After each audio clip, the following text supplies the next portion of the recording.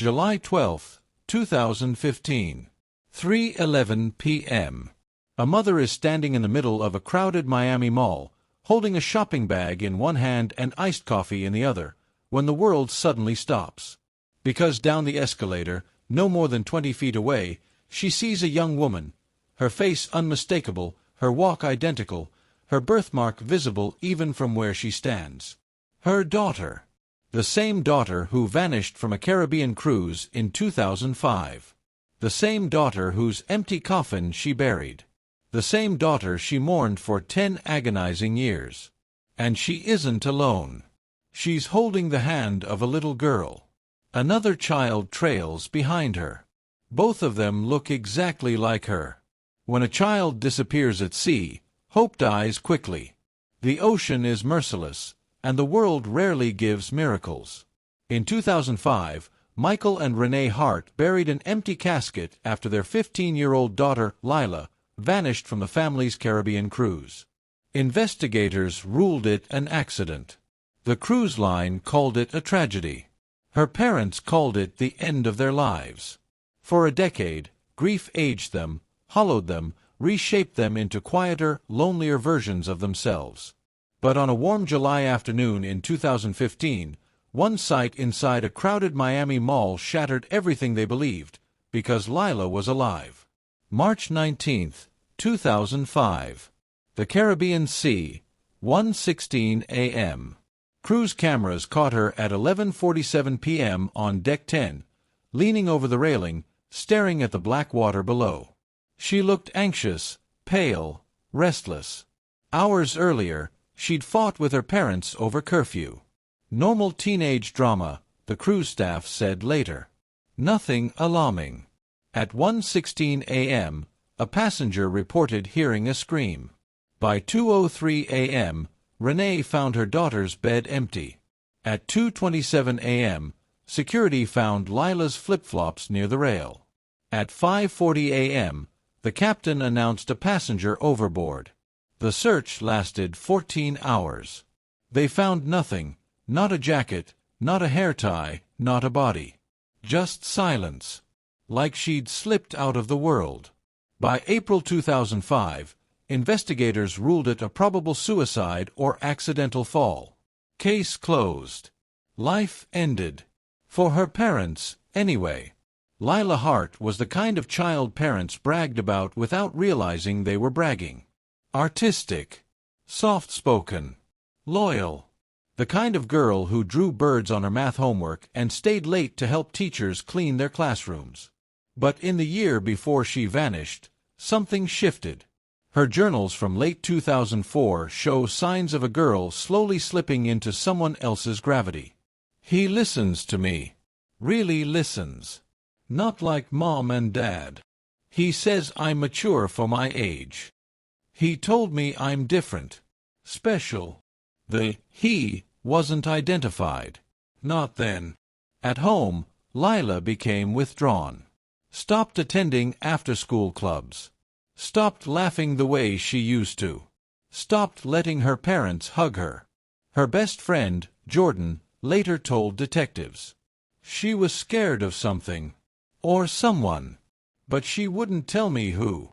But in 2005, nobody connected the dots. Nobody saw the grooming. Nobody knew who the man was. Nobody realized the cruise wasn't a family vacation. It was an exit plan. The Harts survived, but barely. Michael quit his job for a year because he couldn't enter a room without seeing engineering blueprints blur with tears. Renee fell into a depression so deep her sister moved in to keep her from harming herself. Every birthday, every holiday, every school milestone was a knife. By 2009, the marriage strained. By 2011, they slept in separate bedrooms. Grief didn't break them. It dissolved them. But they never divorced because the only thing they had left in common was love for a girl who never came home. For 10 years, Renee kept Lila's bedroom exactly the same. The pink curtains. The stuffed animals. The poster of the moon phases. A shrine to a ghost. Nothing in the world could have prepared her for the moment that shrine walked past her in a public mall. alive, breathing, carrying children. July 12, 2015. Dolphin Mall, Miami. Renee and her sister were returning a dress. Normal errands. A normal day. Then the escalator descended. And there she was. The young woman wore a simple blue sundress, hair tied back, pushing a stroller with one hand, holding a little girl's hand with the other. A small boy followed behind with a toy airplane. Renee's heart stopped. Because the birthmark, the half-moon shape beneath her left eye. The walk, shoulders slightly forward. The hands, long fingers, same as her father's. The laugh, soft, nervous, unmistakable. It was Lila. Older, thinner, but Lila. Before Renee could speak, the young woman's eyes lifted. They met her mother's. Recognition, shock, fear. The girl's face drained of blood. She whispered something to the children, grabbed their wrists, and turned sharply away, pushing the stroller fast, almost running. Renee screamed her name. Lila! The mall went silent. But the girl did not turn back. Renee ran after her, dropping bags, bumping into shoppers, heart racing. The young woman darted down a corridor toward the parking garage. A man appeared, tall, lean, mid-40s, taking the stroller from her and urging her toward a white SUV. Renee recognized him instantly. Her stomach dropped. He was a former assistant youth counselor from Lila's high school. Someone who should have kept children safe. Instead, he was the one from the journals. He was the he. Renee screamed again, Lila! The young woman paused.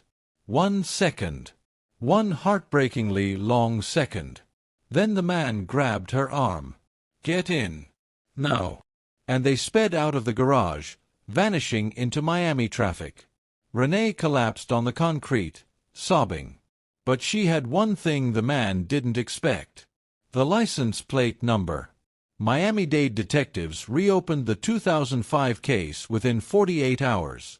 This time, no one dismissed Renee as a grieving mother with hallucinations. Security footage from the mall confirmed everything. It was Lila. Alive. Age 25. 2 children. Investigators discovered.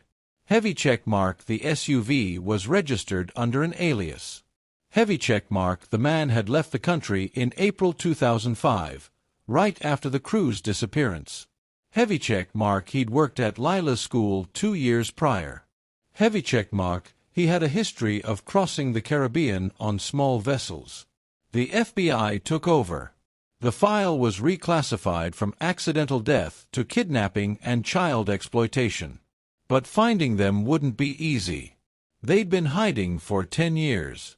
They knew how to disappear. 2 months later, investigators located a small rental home in rural Panama registered to the man under another alias. Inside, they found children's books written in English, a sketchbook filled with drawings signed Lila, medical records for 2 minors, a journal. The journal told the story. He began grooming Lila at age 14. Isolation. Compliments. Emotional manipulation. Lies about her parents loving her less. By 15, she believed he was her only safe person. On the cruise, they executed the plan. She left her flip-flops and bracelet near the railing. He staged the scream witnesses later reported. A crew member, paid cash, placed her belongings by the rail. They exited through a service hatch during a maintenance checkpoint.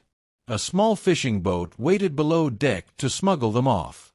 They reached Panama within 2 days. Then came the children. First a girl, then a boy. Lila wrote, "I wanted to go home. He said if I did, we'd both go to prison and the kids would be taken. I believed him." But she also wrote, "I think my mother still loves me. I dream about her voice." In November 2015, after 4 months of tracking, authorities found them in a gated community in Honduras, living under new names. A joint task force moved in. The man was arrested without incident. The children were taken into protective custody. And Lila refused to exit the house. She hid in a back room, shaking, whispering, "Mom will hate me. Mom will hate me." Renee flew in on the next available flight. When she entered the safehouse room, Lila was curled in a corner, knees pressed to her chest. Their eyes met. 10 years of grief. 10 years of nightmares. 10 years of lost birthdays and empty bedrooms. All in one breath. Renee fell to her knees. "Baby, come home." Lila burst into tears. She crawled into her mother's arms. And the hollow place inside Renee finally softened. For the first time in a decade, she held her child. Alive. The man was charged with kidnapping a minor, sexual exploitation, child endangerment, identity fraud, federal flight. He will likely die in prison. Lila spent a year in intensive therapy. Her relationship with her parents is healing, slow, fragile, real. Her own children now call Renee Grandma. The Harts moved to a small coastal town to rebuild, not run.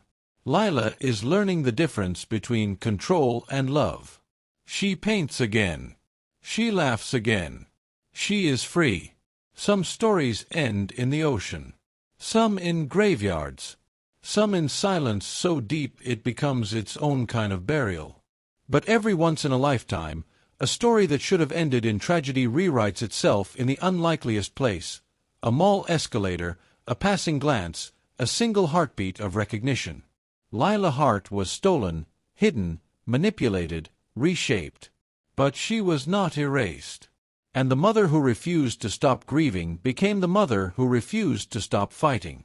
10 years after a nightmare began on the open sea, a miracle walked back into the light.